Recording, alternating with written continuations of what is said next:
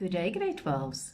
The series of videos that will follow will examine certain aspects of paper 3, and hopefully those skills will allow you to effectively write this paper at the end of the year, and it will allow you to make informed decisions about the type of essay that you will decide to write, and also the selection of shorter transactional texts that you might wish to complete for that particular examination. So here follows then as a set of keys which will hopefully allow you to complete this, your English examination, especially paper 3, successfully. During the final examination, you will be expected to write 3 question papers. Paper 1 is based on language study comprehension, and it will assess your reading and viewing skills. And paper 2 will also assess your reading and viewing skills, and it is based on the prescribed literature that was completed during the year. The total for paper 1 is 70 marks, and in order for you to pass that paper at 40%, you need to score 28 marks. The total for paper 2 is 80 marks, and you need to score at least 32 marks to gain that 40% pass mark. For paper 3, you will have to score 40 out of 100 marks in order to pass. Now, if you look at all the papers, for most students, paper 1 is the most challenging one, and the 28 marks is quite a daunting task. The essays in paper 3 and the transactional texts are based on your personal experiences, and there are various formats that you need to familiarize yourself with in order to complete it. That being said, it is then easy to score a good mark for paper 3. So let's say you score 60 marks for paper 3. It means that it will make up for whatever challenges you experienced in the other papers. It is my opinion then that this is the paper in which you can basically amass quite a number of marks to improve your grade, to ensure that you can possibly pass. So if you want to score very good marks for English, you must make sure that obviously you're going to study the formats and the content of the various texts that you need to master. As indicated in the preceding slide, your question paper consists of 2 sections. Section A comprises of the essay topics, and you will have to select one of those, and section B has the transactional writing texts. In section A, you will be allowed to choose an essay of any of the following genres. You have the narrative essay, the descriptive, the reflective, discursive, and the argumentative essay. So what is a narrative essay? The narrative essay is a story, as the name indicates, and it comprises of a character, and there are plots. There's a plot, and obviously various other elements that need to be included. What is the examiner looking for in the descriptive essay? Well, you have to describe a person, an event, a place, or various experiences in detail. The reflective essay is an essay in which the writer demonstrates his or her feelings and in which you reflect on an event, a person, or a situation as required. The discursive and the argumentative essays both have a similar style and structure. Whereas the others are quite creative, these ones have a prescribed structure. The discursive essay is an essay in which you detail both sides of an argument, or highlight the pros and cons of a particularly contentious topic. In the argumentative essay, you have to choose a particular side that you're going to defend in an issue that is topical or contentious. So let us just reflect on those two. Discursive essay, you need to identify both aspects, the pros and cons, whereas in the argumentative essay, you basically choose a side that you are going to defend. In addition to knowing your different genres, you also must understand that each genre has a different style. And so you have to learn and research about the different styles that are being used. You need to decide what narrative perspective your essay is going to be written from. Now, it is quite fine to use the first-person perspective for a narrative essay or a descriptive essay or even for a reflective essay. However, if you're going to choose the discursive essay, then you will basically be encouraged to use the third-person perspective because you have to demonstrate an element of objectivity in your writing. You need to decide on the register that you're going to use, and for example, the narrative essay would be okay if you write it from if the register is informal, whereas if you write the discursive and even the argumentative essay, you would probably be encouraged to use more formal register. Similarly, the tone that you use is important. If you're writing a very sad story, then your tone should reflect that sadness, and the words that you choose, for example, reflect your somber or melancholic tone. And if you're going to have a more kind of playful, light-hearted tone, then your choice of words, your imagery, and your construction of sentences and paragraphs will then demonstrate your tone effectively. If you are going to write, for example, the argumentative essay, then your tone can be quite forceful to a certain extent and emotive as well, because you are choosing or selecting a particular aspect or side of the argument or issue that needs to be debated on. The discursive essay, however, would require you to use a more objective tone because you have to present both sides of an argument and allow the writer or the reader, to decide for themselves what aspect of the topic they support. Your linguistic features refer to your types of sentences, your choice of words, and your paragraphing are also important aspects that you need to concentrate on when you're thinking of writing an essay. And this also contributes to your one's understanding of the style that you actually use. So each genre style differs from the next, and each writer's style differs from the next writer. Why is it important to know the style and the genre that you're going to use? Well, it's simply so that you can get enough practice in the particular genre of your choice, and so that you know what the key skills are that are required, as well as the elements for the various texts. I suppose quite a daunting task can be the selection of your topic. It's sometimes quite difficult to select a topic that suits your skill set and that resonates with you. It is useful to underline or circle keywords. When you are given the list of topics, make sure that you understand the topic itself in its totality, and if you don't understand the words in the topic, then you can use a dictionary. But what happens in the examination where you do not have access to a dictionary? Then you must make sure that you can either figure out the meaning of the words that you don't understand, given the topic, and you unpacking the topic itself, or alternatively, do not select that topic, because that might just be an important word that you do not understand. Once again, a reminder to choose the genre that you are comfortable with and which complements your skills set. Interpreting your topic. Let's say, for example, the examiner has given a topic as follows: if you run with the wolves, you will learn how to howl. Now, you can interpret this topic literally by writing a story about a person who grew up with wolves and then literally learned how to howl.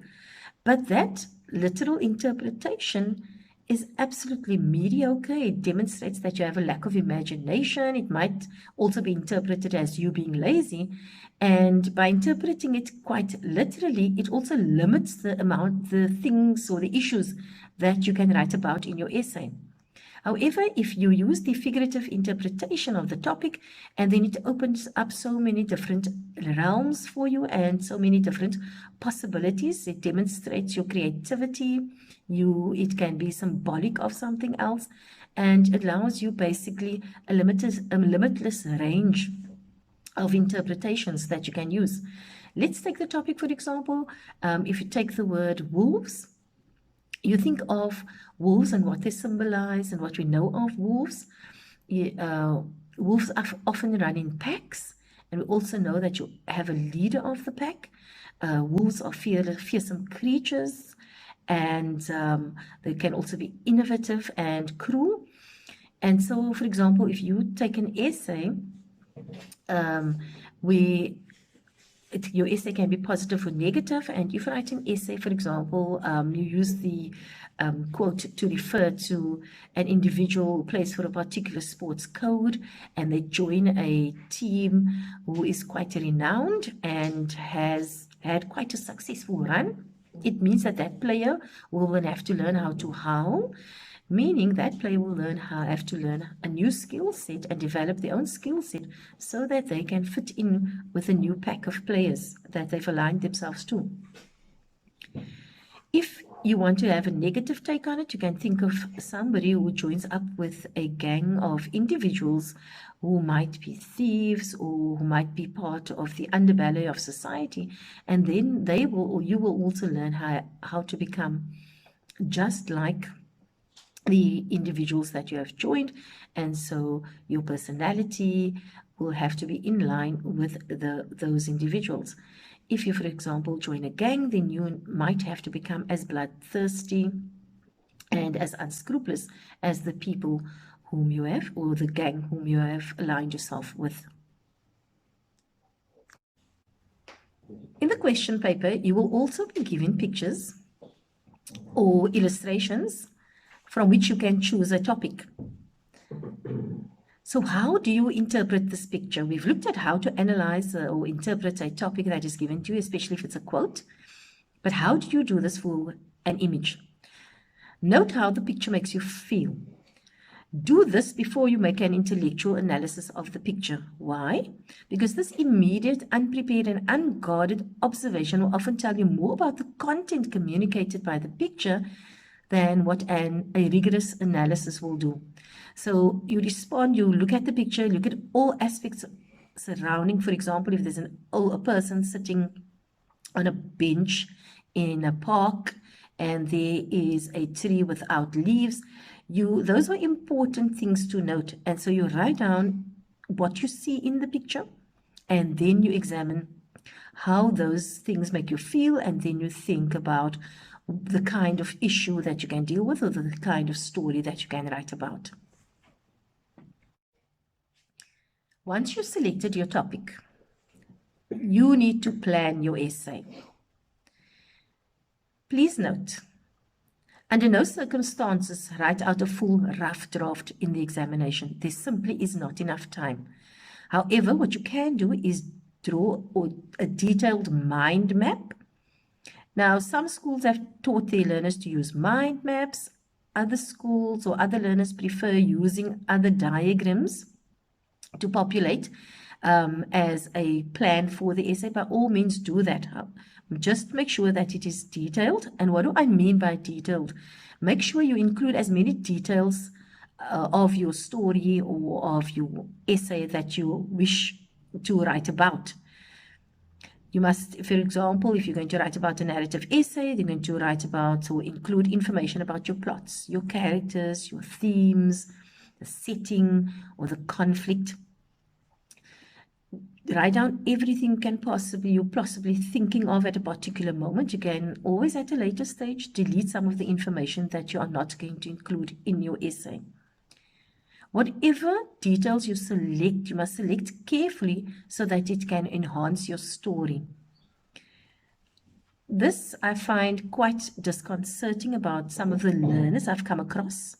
They spend so much time on a detailed plan, but they do not use the information in the essays. So if you're going to plan, maybe I'm repeating what your teachers have already said to you. Make sure that whatever information is that has been written or included in your plan makes its way into your essay. So there has to be a transition or connection between your planning and the details or information in your essay. The first essay genre that we are going to deal with is the narrative essay. The narrative essay tells a story or details a sequence of events and is normally written in the past tense. So that being said, we are going to examine how we can possibly also mix our tenses and still write a good story. Your essay must be relevant and topical. Tap into your own life experiences, whether those are positive or negative. But at the same time, and it might seem quite paradoxical, I also wish to say to you, make sure that your story transcends the ordinary run-of-the-mill stories. For example, we often find students writing about binge drinking, hedonistic lifestyles that they lead, and their propensity to not take things seriously, etc. Yes, you can write about those, but then so many other thousands of teenagers will be writing about the same thing, and so your story is going to be just average. Remember that you are opening up the world in which you live for your readers, so make sure that you are sharing authentic information or sharing an authentic and interesting interpretation of events that occur. How do you learn to become a good writer? Simple. In order to be an effective writer, you must become a voracious reader. Why? Because when you read extensively, you're also going to gain insights into certain things about life. You're going to see perhaps your own world and the world out there differently, and you're also going to develop your vocabulary. Because each time you read, it changes your perspective of yourself and the world in which you live. Often students think that the narrative essay is the easiest genre to write about. And they forget, or maybe they are ignorant of the fact that there are certain elements that you need to include if you want to catapult your story from being just an average or moderate interpretation of events as you see it, into something that is more skillful and essentially is exceptional. So here we have an example of the different features that should be included in your essay, or your narrative essay for that matter. You should have a setting, you should have characters, you should have an interesting plot. There should be conflict, and then obviously there should be a resolution, which concludes your essay, and we will deal with the different kinds of conclusions to various essays. Here is an example of a 5-sentence story. Now you can use this format to practice your story writing skills and to obviously enhance it, because you have enough time in which to do this. The story is entitled The Sleeping Vandal, and it basically includes all those elements of what an interesting short story should be like. So the stop sign near Clay's home had been vandalized many times. So in the first sentence already, we are introduced to the character, we are told where it takes place, and then we're also introduced to the conflict. And the conflict there is the fact that the stop sign has been vandalized. Clay remarked to his wife, "I'm going to find the culprit, and when I catch him, he'll see." He set up a camera to capture the culprits. After 3 weeks, Clay retrieved his camera. Shocked, Clay learned he had started sleepwalking again. Quite a lovely little twist there at the end of the story. And that is what readers want. They want to be surprised at the end. They don't want to be able to predict how a story is going to end. So as a writer, you need to keep on practicing. Use this example, especially, if you find yourself at a loss for words. And then obviously once you've established an interesting story, or the plot for a story, think of how you can expand on that basic plot and into an interesting story that people would want to read. How do you plan your essay? As mentioned earlier, you need to brainstorm your topic, and then you need to place your information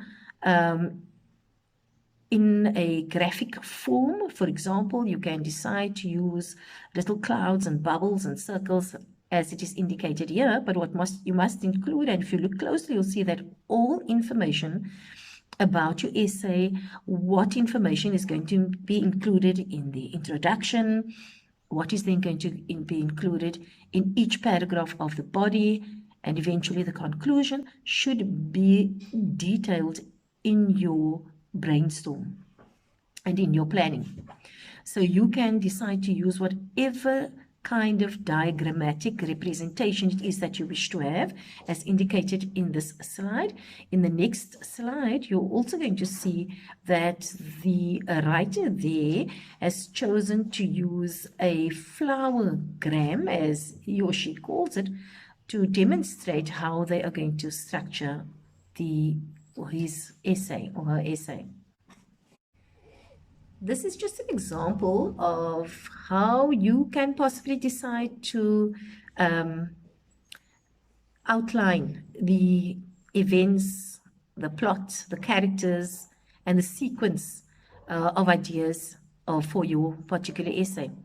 This grade 9 learner chose to use their own innovation. He called it a flowergram, and what has indicated here is that the topic is written in the middle of the diagram, and around it, each petal contains the details of what information will be included in each paragraph. You also note that the introduction and the final paragraph are placed next to each other to demonstrate that your conclusion must link to your introduction, and each petal is linked to the middle part of the flower, which is an indication that there should be this continuous link between the topic and each paragraph. Obviously, you should feel free to use whatever diagrammatic representation it is for your planning. Once again, I'm going to state, do not write a rough draft, because often when you write your final draft, it is merely a replica of your planning or your first draft, and it includes errors that you made initially, and often it is more untidy. And more serious than that is the fact that you have now lost so much time and you have to rush to complete section B, which often gives you more leeway to amass better marks. In your planning, you have to include elements of your essay. So that means you have to include elements of the plot, the characterization or characters. You have to include information on themes, as well as the conflict. So let's start with plot first. What is your plot? Your plot is your sequence of events. What does that mean? It basically means what happens at the beginning, the middle, and the end of your story. So you need to decide how you are going to indicate that sequence of events. Are you going to use the conventional blow-by-blow account of the action as it occurs? Are you going to start with an event which occurs at a particular time and then depict what happens later, etc.? For example, you can write about a story which starts, an event that starts early one morning, and then move on to events which occur later on that morning, later on during the day, etc. Or are you going to use the flashback technique, which is often used in novels and also in movies? You can start your story after all events have taken place and then take the reader back into the past and demonstrate how these past events have contributed to events as it has been detailed in the introduction. The good consummate writer could use a combination of these techniques, namely the conventional blow-by-blow account, where you write about events as they occur in the present tense, and then also use the flashback technique. So ultimately, once again, as a writer, you make that choice, but you also need to get some practice in doing it and have your teacher or a peer comment on your writing so that you know what works and what doesn't work in your story. So what makes a story interesting? It's the plot, of course, and how you develop your characters. A strong, exciting plot revolves around an unexpected event, a crisis or a problem which needs to be sorted out by the end of the story. Now, obviously, stories can contain more than one problem or issue, and the plot is driven by the manner in which your characters resolve the problem. Here's an example. Your main characters, for example, could experience a crisis, and as a result, he or she would change his or her opinions, their perspectives on life or perspective of life, and eventually also change the manner in which they conduct themselves. An important element in story writing is the narrative perspective. So what is narrative perspective? The narrative perspective is the perspective that the writer uses from which to tell a story. So you get different narrative perspectives. You get the first person perspective, and that is indicated by the writer's use of the pronoun I, me, or our, and it shows that the writer is writing a story or speaking about or writing about an issue from their own personal point of view. The first person perspective can, though, be limiting because you will only be able to give a single perspective of how you, the narrator, sees things. Now, if we're talking about the narrator does not literally have to be you, for example. It doesn't have to be an 18-year-old matric student living in South Africa. You, for example, can be anybody. You can be an 85-year-old living in Russia, for that matter, depicting or telling people about your life or lifestyle and your experiences that you've had. Or you can be a 5-year-old reflecting on the frustrations they are experiencing, especially during COVID-19, when you could not go out to your friends or even go outside really beyond the gates. You can write from the third person perspective, and your third person perspective is basically narration or point of view where the writer stands outside of events which occurs and details what characters are experiencing. Here you will use words like he or she or they, etc.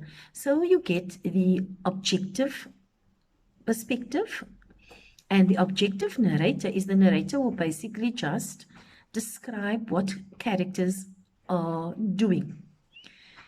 The writer will not be able to give you any insights into the feelings and thoughts of characters. If you choose to write from the third person omniscient perspective, then you will have much more freedom because you will be able to tell and convey to the reader what the characters are not only doing, but what they are feeling and what they are thinking while events occur. So as you can see, as a writer, you can choose whatever perspective it is that you're going to use as a vehicle for telling a story.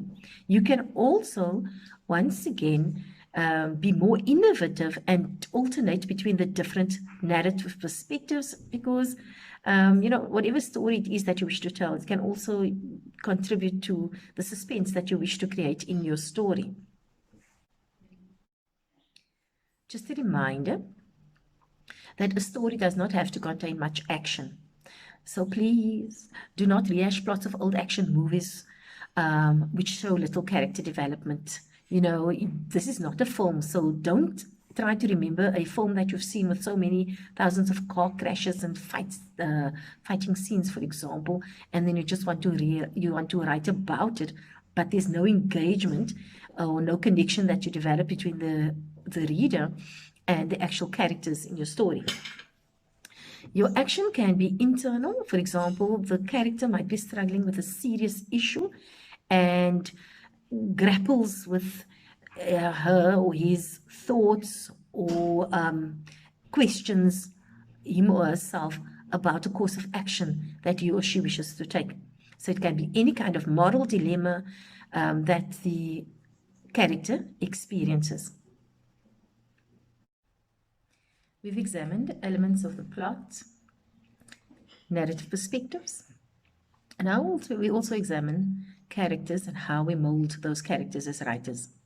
One important thing to do is to make sure that you limit the number of characters in your story. Each character that you include must contribute to the plot or theme of the story. Make sure that you allow your characters to come alive. Give each character a unique voice or personality. How can you do this? Include a descriptive element to add dimension to your writing. Include their names and make sure that their names reflect some aspect of their personality. The appearance, give a detailed description thereof. Their thoughts, their feelings, and their actions. All of these have to be chosen selectively so that they can reflect some aspect of the character. Here's an example. Note the diction that the writer has used to describe this individual. There is a suggestion that Mr. Ferret resembled a rodent, and so some of his features are compared to that of a rat. Mr. Ferret was a rat of the worst kind. His bloodshot eyes peered over a pencil-thin crooked nose. At the very edge of his twitching nostrils, a thatch of hair seemed to sprout disobediently, virtually merging with the grey wires growing from his chin. Those same hairs would tremble ominously whenever he noiselessly slipped into the boys' toilet, eyes darting from side to side, nose upended, hoping to catch any whiff of transgression. On examination, you see that Mr. Ferret, if indeed we did not know that he was human, resembles almost to a T the actions and the appearance of some kind of rodent, here specifically a rat. Notice the reference to the bloodshot eyes, the crooked nose, the hairs on his chin, his furtive movements as he slips into the toilets, as well as his eyes darting from side to side and his nose suspended in the air as if he's sniffing out something. It's easy for us to make the comparison between Mr. Ferret and the rat. In addition to giving a detailed description of the character, you also include thoughts and feelings, because a story is not merely about a sequence of events, but what ultimately makes a story interesting is how these events affect characters. So, if you look at the extract below, you'll see that the writer has not only given a rundown of certain events which have taken place. There is action, but simultaneously, the writer has also described the character's response to the action that occurs. The car careened precipitously on its two left wheels, momentarily suspended in the air, and then with a bone-jolting goof, it righted itself. White-knuckled, I gripped the steering wheel and bit down hard on my teeth, stifling both fear and relief as I watched the blue lights receding in the distance. So it seems that the narrator had been engaged in some kind of car chase, and normally we associate blue lights with the police or some kind of government officials. So it seems that he had been pursued by individuals in those vehicles with blue lights. The writer also tells us that they were extremely tense. For example, the words or the adjective white-knuckled, and also the biting down hard on the teeth suggests that the writer or narrator had been filled with immense fear at being caught. I think also what you need to note is the use of ellipses. For example, the two left wheels being suspended in the air, kind of suspension there for the writer before the narrator continues with the story. And then at the end, there seems to be a suggestion that the events are not over. You are now ready to write your essay. You've done extensive planning, and you have to decide how you are going to introduce your topic. Generally, what we include in the introduction is something about the characters, some detail of the description, and also a reference to the theme or the themes that will be covered in the text. How do you capture the reader's attention? There are a number of ways in which this can be done. You can make a bold or controversial statement. You can pose a question to engage the reader. You can describe a setting in detail. And sometimes you can also describe a setting in detail, build up expectation, and in the final line of your introductory paragraph, you shatter that expectation. Instead of using the ordinary run-of-the-mill, it happened on a particular night or once upon a time scenario of starting a story, here are 3 different ways in which to begin your story. The acronym DAD has been used, and each letter stands for a particular skill or technique that you can use. The first D refers to dialogue. As already mentioned, if you're going to use dialogue, make sure that you use inverted commas. Ensure that you skip a line if you're going to have more than one speaker. So in the extract below, there are 2 characters, and it seems that they have been involved in some kind of accident, or there has been an event which has been particularly unsettling. The writer, however, does not tell us directly what has happened, but does hint at it. So notice the dialogue and how it reflects the anxiety of the characters. Also, how it basically moves or creates some kind of motion as far as the plot is concerned. Slow down, Cal. You're going too fast. Please, man, I'm getting scared. Where are we? Where are you going? This isn't the way home. Gabby cried, her voice rising and falling as the reality of the actions hit her. I'm sorry, I don't know what came over me. I didn't see her. I really didn't. Cal's voice broke as he gently reached over, placing a knuckle on her wet cheek, hoping to stall her anxiety and the tears which were now pooling in her cupped hands. Very detailed, very graphic. The writer builds up enough suspense for you to want to read further. Initially, we thought that Cal might have had negative intentions towards Gabby, but then we see the fact that his voice is broken and he gently reaches over towards her, shows that he is not a hardened criminal, but in reality seems like quite a sensitive young man.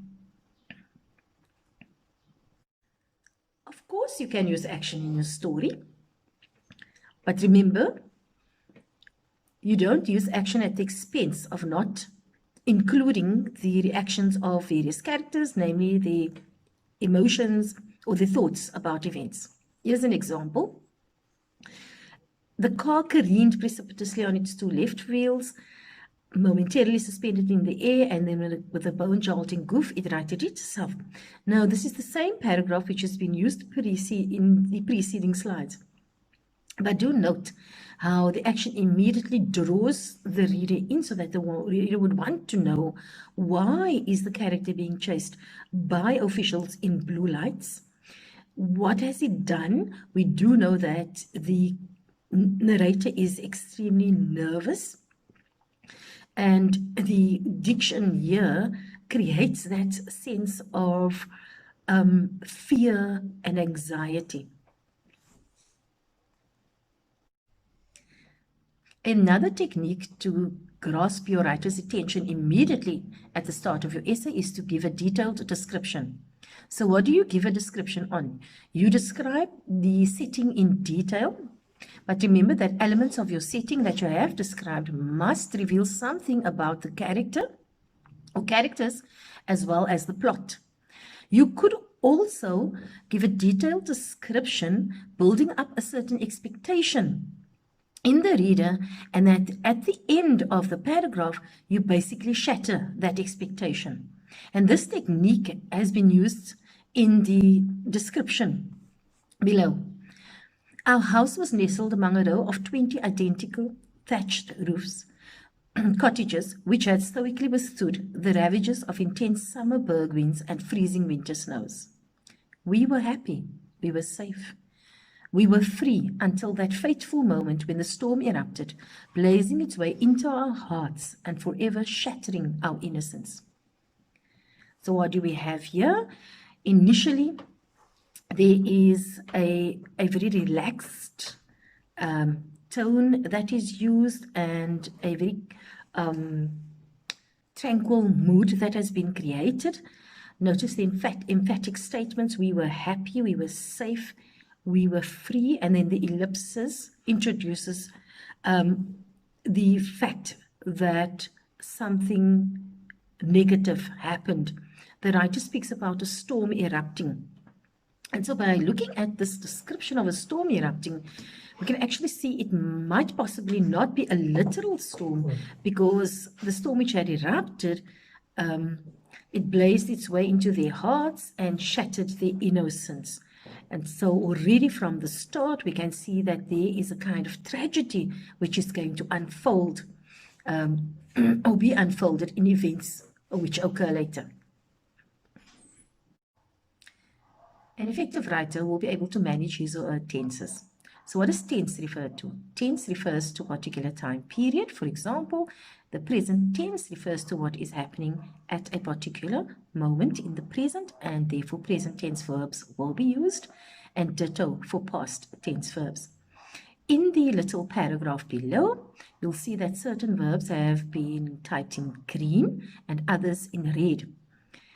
The ones typed in green indicate that the writer is using present tense verbs and is describing events as they occur. I carefully enter the room and look around, careful not to step onto the bodies which are carelessly flung in different poses of stupor. I stumbled ungraciously and landed on my knees. So here are two events. The writer enters the room, but then writes about stumbling as if it occurred in the past. Given the introductory sentences, it should ideally have been written in the present tense. It is quite confusing for the reader when the writer mixes up his or her tenses, so I would suggest that you go back to your paragraph or sentence and make sure that your tenses are consistent and they are depicting or describing events in the time frame which you intended for it to be depicted. Remember that using present tense verbs and giving a blow-by-blow account of events also immerses the reader and makes the reader feel that they are experiencing the activities, the events, the feelings that the narrator is describing, and that they are kind of seeing or experiencing the actions immediately and not later. Here's a simple list of do's and don'ts when you're writing your essay. Please make sure that you link your introduction to the topic. And how do you do this? You use words which are embedded in the topic, or you use synonyms or imagery related to these particular words. If, for example, there is a picture that you are going to use as stimulus to write, you've obviously brainstormed the picture, you've written a couple of words or phrases around the picture, then you use those same words or phrases in your introduction. If, for example, you're going to write about an exciting event, do not refer to its planning or the details that do not refer directly to the topic. Sometimes it is not even important to mention the setting or the time of day, etc. in your introduction. And please avoid starting with the following words. It happened on a Saturday night or a Friday evening. It is almost as bad as starting an essay, if not worse, as starting an essay with once upon a time. In the preceding slides, we looked at how you can make your introductions interesting and hook your reader. Conclusions do not have to be formulaic either. You do not have to have the typical happily ever after conclusion. What makes writing interesting and what makes a story interesting is if you can conclude it with an unexpected twist in the tale, and you can decide whether you want to end your story on a sad or mysterious note. You know, we always expect at the end of a particular film that there is going to be some kind of conclusion where all loose ends are tied up. You do not have to follow that kind of scenario. Below is an example of a concluding paragraph of an essay entitled Off the Beaten Track. The writer in this essay describes how, as a teenager, she is on holiday with her parents, and at the campsite, she rebels against her parents and without their knowledge goes to a pool which is quite isolated and which her mother had warned her about so often. And she decides that she is going to defy her parents and go and see what all the fuss is about.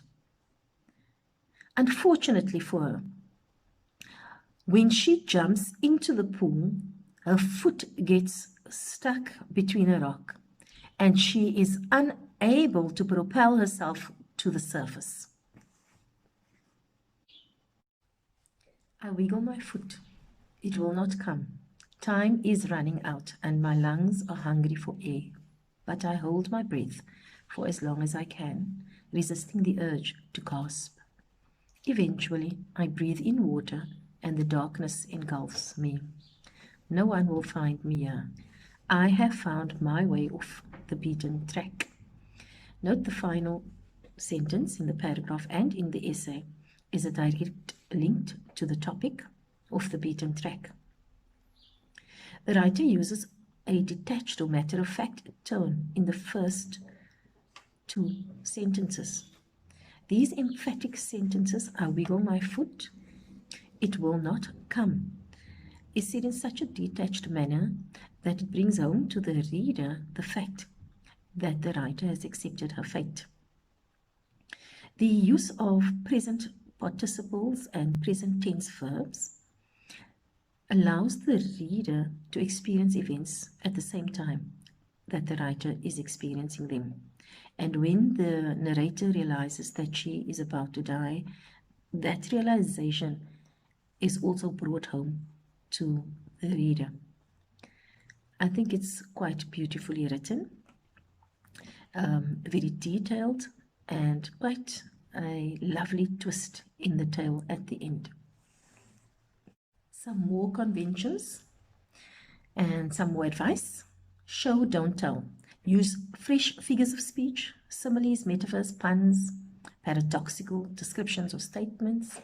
Use interesting and accurate diction. Avoid stock phrases or cliches. For example, I love my mother because she gave birth to me. Alternate punctuation to create the desired mood or tone. For example, in the preceding essay, we saw how the writer used punctuation effectively, especially the use of ellipses to suggest that she has taken a last breath and that her writing and a life was about or had ended. So the ellipses indicated that there was nothing more to state. Vary the length of your sentences. Short, simple sentences could be used to indicate tension or anxiety or a sequence of events that occur in rapid succession of each other. Your longer, winding sentences could be used to describe a more peaceful, tranquil mood. You could also alternate your sentence types, adding a variety of simple, compound, complex sentences depending on what information you are conveying. and what mood you are creating for the reader. A good writer is like a good cook, I say, because that writer is able to take the reader's senses on a journey of discovery. And just to recap on how we can do this, make sure that your plot is interesting and unpredictable. Develop vibrant characters. Give detailed descriptions of characters, events, and settings. Use evocative diction. Use a variety of striking sentences, and make sure that you use diverse punctuation for effect. We've come to the end of sharing some skills and techniques on how to write effective narrative essays. Where to now? Before you submit your essay, make sure that you at least edit. Now, in the examination, you might have not have an opportunity to write your second draft, so you'll just have to edit on your final draft. That being said, please make sure that it is not so untidy that it is totally illegible for the marker. We use the acronym S.P.E.L.S. Check for spelling. Punctuation. Have you used the variety of punctuation marks and have you used them effectively? Have you included or does the choice of words that you've selected adequately reflect the tone and the mood of the text? Link your topic to your introduction and your essay. Make sure that you've used logical connectors to show that there is a particular development of ideas or the topic itself. Check the structure of your essay. Have you used paragraphs? Have you varied the lengths of your paragraphs? Have you used full sentences, and have you used a variety of sentences? Namely, have you used some simple sentences, compound sentences, a mixture of compound and complex sentences? So all in all, you should now be prepared and have enough skills and a greater understanding of writing your own stories. So I'm looking forward to reading some of the fascinating stories which you are going to weave about your own lives.